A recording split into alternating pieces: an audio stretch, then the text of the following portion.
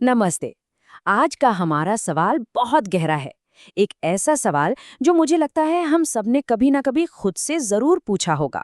और इसका जवाब हमें एक ऐसे प्राचीन ग्रंथ से मिलेगा जो हमारी अब तक की पूरी समझ को कह सकते हैं चुनौती दे सकता है।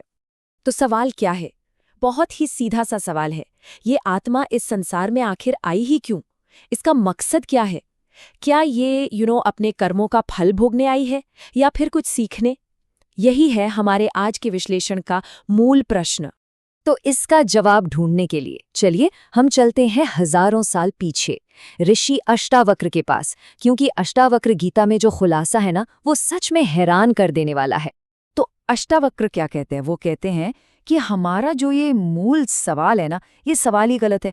उनका सबसे पहला और सबसे गहरा खुलासा यही है कि आत्मा इस दुनिया में कभी आई ही नहीं। तो फिर सोचिए, उसके आने का कारण भला कैसे पूछा जा सकता है? तो सवाल उठता है, अगर आत्मा कभी आई ही नहीं तो फिर ये सारी कहानियां, ये मान्यताएं कहाँ से आईं? चलिए पहले हिस्से में हम यही समझते हैं उन आम धारणाओं को जिन्हें अष्टावक्र कहते हैं मन की गढ़ी कहानियां। देखिए, एक बहुत ही आम कहानी जो हम सुनते हैं वो ये है कि आत्मा अपने कर्मों को काटने या उन्हें भोगने के लिए इस दुनिया में आती है। पर अष्टावक्र इस बात को सिरे से खारिज करते हैं। वो कहते हैं कर्म तो शरीर और मन से जुड़े हैं, आत्मा से उनका कोई लेना देना नहीं। आत्मा वो तो बस एक साक्षी है, एक देखने वाली चेतना। वो ना तो कुछ करती है और ना ही कुछ भोगती है।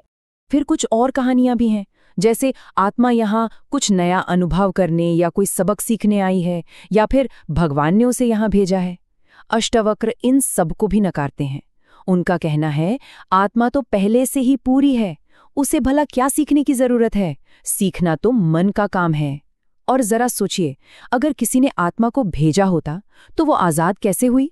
आत्मा तो परम स्वतंत्र है, उसे कोई भेज नहीं सकता। तो फिर ये सारी कहानियां, ये सब बातें आती कहाँ से हैं? अष्टावक्र के मुताबिक इन सब का स्रोत, इन सब का रूट कॉज एक ही है, मन का मौत से डर। क्योंकि मन को अपना अंत दिखाई देता है, वो उसे स्वीकार नहीं कर पाता और इसीलिए वो जन्म पुनर्जन्म की लंबी चौड़ी कहानियां गढ़ लेता है। तो अब हम आते हैं इस विश्लेषण के सबसे जरूरी हिस्से पर। यहाँ अष्टावक्र हमारी पूरी की पूरी समझ को ही पलट कर रख देते हैं। ये एक बहुत बड़ा रिवर्सल है। और ये रहा वो क्रांतिकारी विचार। अष्टावक्र कहते हैं संसार आत्मा में प्रकट होता है, आत्मा संसार में नहीं है। देखिए, हमने क्या मान लिया है कि हम एक बहुत बड़ी सी दुनिया के अंदर एक छोटी सी आत्मा है। सच इसके ठीक बिल्कुल उल्टा है। इसको ना एक सपने के उदाहरण से समझते हैं। जब कोई सपना देखता है तो क्या वो उठकर सपने के अंदर जाता है? नहीं ना। पूरा का पूरा सपना तो उसी के अंदर, उसी की चेतना में चल रहा होता है। बस ठीक इसी तरह ये जो दुनिया है ना, ये भी आत्मा रूपी चेतना में ही प्रकट होने वाला एक दृश्य मात्र है। एक और बहुत खूबसूरत एनालॉजी है समुद्र और लहर की। लहरें उठती हैं, गिरती हैं, वो आती और जाती हुई दिखती हैं, है ना? पर क्या समुद्र कहीं आता जाता है? नहीं, वो तो हमेशा हमेशा वहीं रहता है। अष्टावक्र कहते हैं आत्मा वो समुद्र है और ये शरीर, ये जीवन उस पर उठने वाली एक लहर की तरह है। ठीक है, तो अगर आत्मा कभी आई ही नहीं तो फिर ये जन्म और मृत्यु क्या है? ये तो हमें साफ साफ दिखाई देते हैं। चलिए अब इस भ्रम को समझते हैं। इसे समझने के लिए ना एक शब्द को जानना बहुत जरूरी है, साक्षी।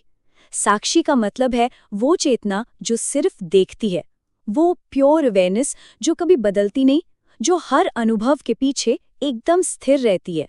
वो बस देखती है पर उसमें हिस्सा नहीं लेती। तो दरअसल हमारे होने की 3 परतें हैं, आप कह सकते हैं। एक है शरीर जो पैदा होता है और मर जाता है। फिर है मन जो अनुभव करता है, सीखता है, बदलता रहता है। और इन दोनों के भी पीछे है आत्मा, यानी वो साक्षी जो बस शरीर और मन के इस पूरे खेल को चुपचाप देखती है। वो न कभी जन्मी थी और न कभी मरेगी। तो फिर सारी गड़बड़ होती कहाँ है? गड़बड़ तब होती है जब ये देखने वाला यानी साक्षी खुद को वो मान लेता है जो वो देख रहा है। जब चेतना ये भूल जाती है कि वो तो सिर्फ देखने वाली है और ये मानने लगती है कि मैं ये शरीर हूँ। बस इसी एक छोटी सी भूल से जन्म और मृत्यु का ये पूरा का पूरा भ्रम खड़ा हो जाता है। अब यहाँ पर एक बहुत बड़ा पैराडॉक्स, एक विरोधाभास खड़ा होता है। अगर आत्मा पहले से ही आजाद है, वो कभी बंधी ही नहीं, तो फिर ये साधना, ये ज्ञान और ये मुक्ति, इन सब बातों का क्या मतलब है? सवाल तो एकदम सही है। अगर आत्मा कभी बंधन में थी ही नहीं तो आजाद कैसे होना है? मुक्ति की जरूरत आखिर है किसको? और अष्टावक्र का जवाब यहाँ एकदम साफ है। वो कहते हैं मुक्ति आत्मा के लिए है ही नहीं, क्योंकि वो तो हमेशा से मुक्त है। मुक्ति तो उस मन के लिए है जो ये गलतफहमी पाल बैठा है कि वो बंधा हुआ है। तो इलाज आत्मा का नहीं होना, इलाज तो मन के अज्ञान का होना है। अष्टावक्र इसे एक कांटे के उदाहरण से बहुत खूबसूरती से समझाते हैं। मान लीजिए पैर में अज्ञान का एक कांटा चुभ गया है, ये मानना कि मैं बंधा हुआ हूँ। अब उसे निकालने के लिए आप क्या करेंगे? ज्ञान के दूसरे कांटे का इस्तेमाल करेंगे, यानी शास्त्र, गुरु, साधना। जब वो पहला कांटा निकल जाता है तो क्या आप दूसरे कांटे को संभाल कर रखते हैं? नहीं, आप दोनों को फेंक देते हैं। मतलब ज्ञान भी सिर्फ एक औजार है, मंजिल नहीं। तो चलिए अब इन सभी विचारों को समेटते हैं और अंतिम सत्य की ओर बढ़ते हैं, जो कुछ और नहीं, बस साक्षी भाव में स्थित हो जाना है। जब ये समझ गहरी होने लगती है ना, तब हमारी जो मूल जिज्ञासा थी, हमारा जो सवाल था, वो ही बदल जाता है। अब सवाल क्यों का नहीं रहता, बल्कि किस में का हो जाता है। ये दुनिया क्यों है, ये सवाल नहीं रह जाता।